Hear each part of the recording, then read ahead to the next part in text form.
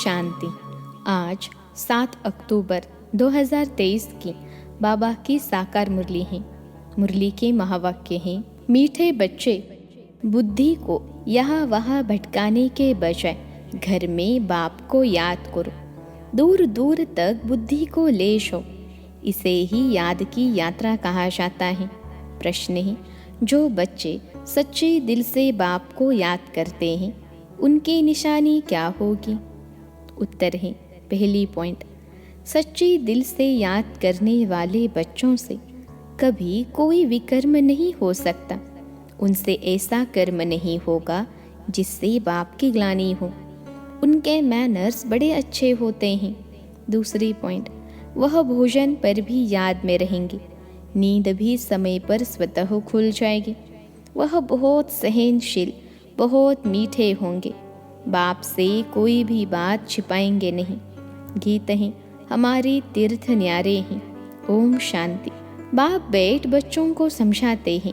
कोई निराकार बाप को समझे, कोई साकार बाप को समझे, कोई माता पिता को समझे। यह माता पिता समझाते हैं तो भी माता अलग और पिता अलग हो जाते। अगर निराकार समझाए तो निराकार अलग, साकार अलग हो जाते। परंतु यह समझाने वाला बाप है। तुम बच्चे ही यह जानते हो कि जिस्मानी तीर्थ और रूहानी तीर्थ हैं। वह जिस्मानी तीर्थ आधा कल्प के हैं। अगर कहेंगे जन्म जन्मांतर से यह चलते आए हैं तो फिर ऐसे समझेंगे शुरू से लेकर यह चलते हैं, अनादि हैं। ऐसे तो है नहीं, इसलिए आधा कल्प से कहा जाता है। अभी बाप ने आकर इन तीर्थों का राज समझाया है। मन मना भव अर्थात रूहानी तीर्थ जरूर आत्माओं को ही समझाते हैं और समझाने वाला है परमपिता, और कोई समझा न सके। हर एक अपने अपने धर्म स्थापक के तीर्थ पर जाते हैं। यह भी आधा कल्प की रस्म रिवाज है। सब तीर्थ करते हैं परंतु वह कोई को सदगति दे न सके। खुद ही घड़ी घड़ी तीर्थों पर जाते हैं। अमरनाथ बद्रीनाथ तरफ वर्ष वर्ष तीर्थ करने निकलते, फिर चारों धाम करते हैं। अभी यह रूहानी तीर्थ सिर्फ तुम जानते हो। रूहानी सुप्रीम बाप ने समझाया है, मन मना भव और जिस्मानी तीर्थ आदि सब छोड़ो, मुझे याद करो तो तुम सच्चे सच्चे स्वर्ग में चले जाएंगे। यात्रा माना आना जाना, वह तो अभी ही होता है। सतयुग में यात्रा होती नहीं। तुम हमेशा के लिए स्वर्ग आश्रम में जाकर बैठेंगे। यहाँ तो सिर्फ नाम रख देते हैं। वास्तव में स्वर्ग आश्रम यहाँ होता नहीं। स्वर्ग आश्रम सतयुग को कहा जाता है। नरक को यह अक्षर दे नहीं सकते। नरकवासी नरक में ही रहते हैं, स्वर्गवासी स्वर्ग में रहते हैं। यहाँ तो जिस्मानी आश्रम में जाकर फिर लौट आते हैं। यह बेहद का बाप समझाते हैं। वास्तव में सच्चा सच्चा बेहद का गुरु एक ही है। बेहद का बाप भी एक है। भल कहते हैं आगा खा गुरु, परंतु वह कोई गुरु नहीं है। सदगति दाता तो नहीं है ना। अगर सदगति दाता होता तो खुद भी गति सदगति में जाए। उनको गुरु नहीं कहेंगे, यह तो सिर्फ नाम रख दिए हैं। सिख लोग कहते हैं सदगुरु अकाल। वास्तव में सत श्री अकाल एक ही परमात्मा है, जिसको सदगुरु भी कहते हैं। वही सदगति करने वाला है। इस्लामी, बौद्धि या ब्रह्मा आदि नहीं कर सकते। भल कहते ही गुरु ब्रह्मा, गुरु विष्णु। अब गुरु भल ब्रह्मा को कहा जाए, बाकी गुरु विष्णु गुरु शंकर तो हो न सके। गुरु ब्रह्मा का नाम है जरूर, परंतु ब्रह्मा गुरु का भी तो गुरु होगा ना। सत श्री अकाल का तो फिर कोई गुरु नहीं, वह एक ही सदगुरु है। बाकी और कोई गुरु या फिलोसोफर या स्पिरिचुअल नॉलेज देने वाला है नहीं, सिवाय एक के। बुद्ध आदि तो अपने पिछाड़ी सबको ले आते हैं। उनको रजो तमो में आना ही है। वह कोई सदगति के लिए नहीं आते हैं। सदगति दाता एक का ही नाम बाला है। जिसको फिर सर्वव्यापी कहते हैं। फिर गुरु करने की क्या दरकार है? हम भी गुरु, तुम भी गुरु, हम भी शु, तुम भी शु। इनसे तो कोई का पेट नहीं भरता। बाकी हाँ, पवित्र हैं इसलिए उनका मान होता है, सद्गति दे नहीं सकते। वह तो एक ही है जिसको सच्चा सच्चा गुरु कहा जाता है। गुरु तो अनेक प्रकार के हैं। सिखलाने वाले उस्ताद को भी गुरु कहते हैं। यह भी उस्ताद हैं, माया से युद्ध करना सिखलाते हैं। तुम बच्चों को त्रिकालदर्शीपन की नॉलेज है, जिससे तुम चक्रवर्ती बनते हो। सृष्टि के चक्र को जानने वाले ही चक्रवर्ती राजा बनते हैं। ड्रामा के चक्र को व कल्प वृक्ष के आदि मध्य अंत को जानना बात एक ही है। चक्र की निशानी बहुत शास्त्रों में लिखी हुई है। फिलॉसफी की किताब अलग होती है, किताबें तो अनेक प्रकार की होती हैं। यहाँ तुमको कोई किताब की दरकार नहीं। तुमको तो जो बाप सिखलाते ही वह समझना है। बाप की प्रॉपर्टी पर तो सब बच्चों का हक होता है, परंतु स्वर्ग में सबको एक जैसी प्रॉपर्टी तो नहीं होगी। राजाई है उनकी जो बाप का बना। बाबा कहा थोड़ा भी ज्ञान सुना तो वह हकदार हो जाते, परंतु नंबरवार कहा विश्व के महाराजा, कहा प्रजा दास दासिया। यह सारी राजधानी स्थापन हो रही है। बाप का बनने से स्वर्ग का वर्षा तो जरूर मिलता है। वर्षा मिलता है बाप से। यह नई बातें होने कारण मनुष्य समझते नहीं। बाप समझाते हैं सतयुग में विकार है नहीं। माया ही नहीं तो विकार कहाँ से आए? माया का राज्य शुरू होता है द्वापर से। यह है रावण की 5 जंजीरें। वहाँ यह होती नहीं। जास्ती डिस्कस नहीं करना है। वह है ही संपूर्ण निर्विकारी दुनिया।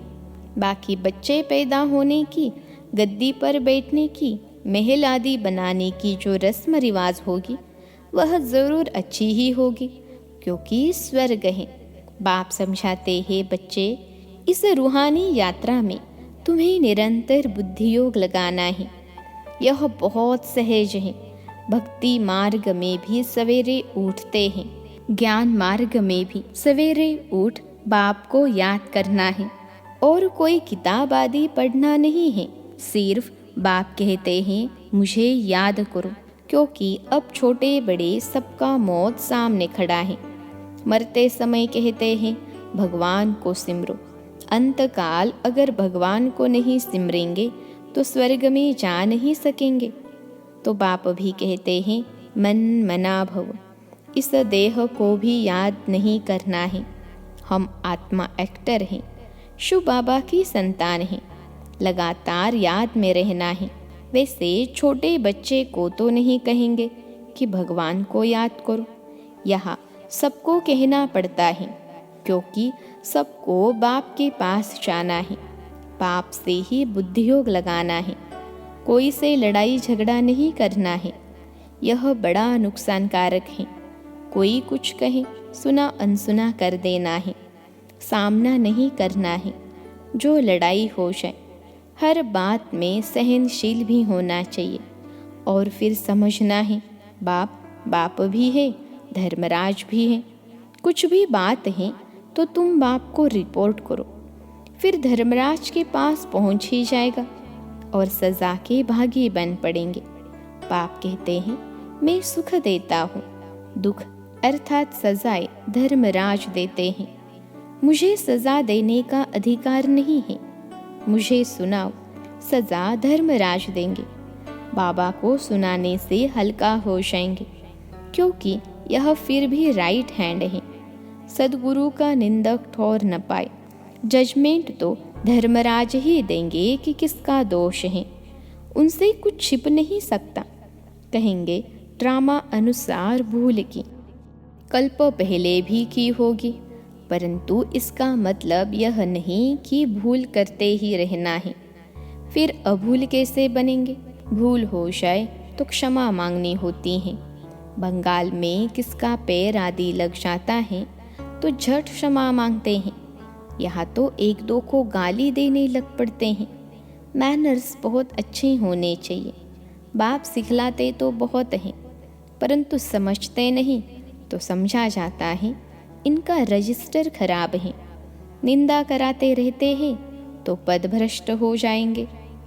जन्म जन्मांतर के विकर्मों का बोझा तो है ही, उनकी तो सज़ा भोगनी ही है। फिर यहाँ रहकर अगर विकर्म करते हैं तो उनकी 100 गुना सज़ा मिल जाती है। सज़ा तो खानी ही है, जैसे बाबा काशी कलवट का समझाते हैं। वह है भक्ति मार्ग का, यह ज्ञान मार्ग की बात है। एक तो पहले वाले विकर्म है, दूसरा फिर इस समय जो करते हैं उनका दंड 100 गुना हो जाता है।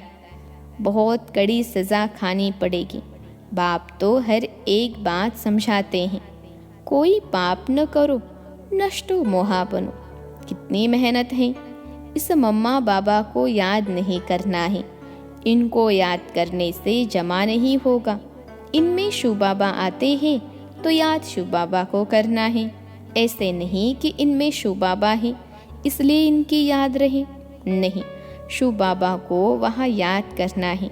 शिव बाबा और स्वीट होम को याद करना है। जिन मुहाफिक बुद्धि में याद रखना है। शिव बाबा वहाँ रहते हैं। शिव बाबा यहाँ आकर सुनाते हैं, परंतु हमको याद वहाँ करना है, यहाँ नहीं। बुद्धि दूर जानी चाहिए, यहाँ नहीं। यह शिव बाबा तो चला जाएगा। शिव बाबा इस एक में ही आते हैं। मम्मा में उनको देख न सकें। तुम जानते हो यह बाबा का रथ है, परंतु इनके चेहरे को नहीं देखना है। बुद्धि वहाँ लटकी रहे। यहाँ बुद्धि रहने से इतना मज़ा नहीं आएगा। यह कोई यात्रा नहीं हुई। यात्रा की हद तुम्हारी वहाँ है। ऐसे नहीं कि बाबा को ही देखते रहो क्योंकि इनमें शिव हैं। फिर ऊपर जाने की आदत छूट जाती है। बाप कहते हैं मुझे वहाँ याद करो, बुद्धि योग वहाँ लगाओ। कई बुद्धू समझते हैं कि बाबा को ही बैठ देखें। अरे, बुद्धि को स्वीट होम में लगाना है। शिव बाबा तो सदैव रथ पर रह न सकें। यहाँ आकर सिर्फ सर्विस करेंगे। सवारी ले सर्विस कर फिर उतर जाएंगे। बैल पर सदैव सवारी हो नहीं सकती, तो बुद्धि वहाँ रहनी चाहिए। बाबा आते हैं, मुरली चलाकर चले जाते हैं। इनकी बुद्धि भी वहाँ रहती है। रास्ता बरोबर पकड़ना चाहिए, नहीं तो घड़ी घड़ी गिर पड़ते हैं। यह तो थोड़ा समय है। इनमें शिव बाबा ही नहीं होगा तो याद क्यों करेंगे। मुरली तो यह भी सुना सकते हैं। इनमें कभी है कभी नहीं है, कभी रेस्ट लेते हैं। तुम वहाँ याद करो। कभी कभी बाबा ख्याल करते हैं ड्रामा अनुसार कल्प पहले आज के दिन जो मुरली चलाई थी वही जाकर चलाऊंगा। तुम भी कह सकते हो कि कल्प पहले बाप से जितना वर्षा लिया था उतना ही लेंगे। शिव बाबा का नाम ज़रूर लेना पड़े, परंतु ऐसे किसको आएगा नहीं। बाप ज़रूर याद आएगा। बाप का ही परिचय देना है। ऐसे नहीं सिर्फ इनको बैठ देखना है। बाबा ने समझाया है शिव बाबा को याद करो, नहीं तो पाप हो जाएगा। निरंतर बाप को याद करना है, नहीं तो विकर्म विनाश नहीं होंगे। बड़ी मंजिल है। मासी का घर थोड़े ही है। ऐसे नहीं भोजन पर पहले याद किया फिर खलास, ऐसे ही भोजन खाने लग पड़े। नहीं, सारा समय याद करना पड़े। मेहनत है। ऐसे थोड़े ही ऊंच पद मिल सकता है। तब तो देखो करोड़ों में 8 रत्न पास होते हैं। मंजिल बड़ी भारी है। विश्व का मालिक बनना है। यह तो किसकी बुद्धि में नहीं होगा। इनकी बुद्धि में भी नहीं था। अब ख्याल किया जाता है 84 जन्म किसको मिलते हैं। जरूर जो पहले आते हैं वह है लक्ष्मी नारायण। यह है सब विचार सागर मंथन करने की बातें। बाप समझाते हैं हथ कारड़े दिल याद अड़े। भल धंधे आदि में रहो, परंतु निरंतर बाप को याद करते रहो। यह है यात्रा। तीर्थों पर जाकर फिर लौटना नहीं है। तीर्थ बहुत मनुष्य करते हैं, अब तो वहाँ पर भी गंद हो गया है। नहीं तो तीर्थ स्थान पर कभी वेश्यालय नहीं होते। अभी कितना भ्रष्टाचार है, एक धनी तो कोई है नहीं, झट गाली देने लग पड़ते।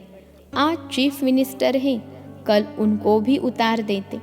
माया के मुरीद बन जाते हैं।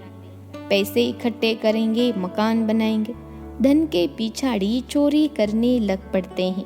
तुम अब स्वर्ग में जाने की तैयारी कर रहे हो, वही याद आना चाहिए। धारणा भी होनी चाहिए। मुरली लिख कर फिर रिवाइज करनी चाहिए। फुर्सत तो बहुत रहती है, रात को तो बहुत फुर्सत है। रात को जागो तो आदत पड़ जाएगी। जो सच्चा सच्चा बाबा को याद करने वाला होगा, उनकी आँख आपे ही खुल जाएगी। बाबा अनुभव बताते हैं कैसे रात को आँख खुल जाती हैं। अभी तो नींद के लिए और ही पुरुषार्थ करते हैं। हाँ, स्थूल काम करने से भी शरीर को थकावट होती है। बाबा का रथ भी देखो कितना पुराना है। विचार करो, बाबा पतित दुनिया में आकर कितनी मेहनत करते हैं। भक्ति मार्ग में भी मेहनत करते थे, अभी भी मेहनत करते हैं। शरीर भी पतित तो दुनिया भी पतित। बाबा कहते हैं, मैं आधा कल्प तो बहुत आराम करता हूँ, कुछ भी ख्याल नहीं करना पड़ता है। भक्ति मार्ग में बहुत ख्याल करना पड़ता, इसलिए बाप को रहमदिल गाया हुआ है। Ocean of knowledge, ocean of bliss, कितनी महिमा करते हैं। वही बाप अभी हमको पढ़ाते हैं और कोई पढ़ा न सके। अच्छा, मीठे मीठे सिखलते बच्चों प्रति माता पिता बाप दादा का याद प्यार और गुड मॉर्निंग। रूहानी बाप की रूहानी बच्चों को नमस्ते। हम रूहानी बच्चों की सिखलते रूहानी माता पिता बाप दादा को याद प्यार, गुड मॉर्निंग और नमस्ते बाबा नमस्ते। धारणा के लिए मुख्य सार, पहली पॉइंट है, किसी का भी सामना नहीं करना है। कोई कुछ कहे तो सुना अनसुना कर देना है। सहनशील बनना है। सतगुरु की निंदा नहीं करानी है। दूसरी पॉइंट है, अपना रजिस्टर खराब होने नहीं देना है। भूल हो जाए तो बाप को सुनाकर क्षमा मांग लेनी है। वहाँ यानी ऊपर याद करने की आदत डालनी है। आज का वरदान है, साइलेंस की शक्ति द्वारा जमा के खाते को बढ़ाने वाले श्रेष्ठ पद के अधिकारी भव। साइलेंस की शक्ति द्वारा जमा के खाते को बढ़ाने वाले श्रेष्ठ पद के अधिकारी भव।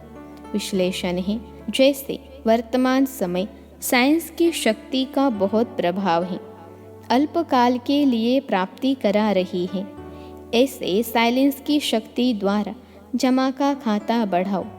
बाप की दिव्य दृष्टि से स्वयं में शक्ति जमा करो, तब जमा किया हुआ समय पर दूसरों को दे सकेंगे। जो दृष्टि के महत्व को जानकर साइलेंस की शक्ति जमा कर लेते हैं, वही श्रेष्ठ पद के अधिकारी बनते हैं। उनके चेहरे से खुशी की रूहानी झलक दिखाई देती है। आज का स्लोगन है, अपने आप नेचुरल अटेंशन हो तो किसी भी प्रकार का टेंशन आ नहीं सकता। अपने आप नेचुरल अटेंशन हो तो किसी भी प्रकार का टेंशन आ नहीं सकता। अच्छा, ओम शांति।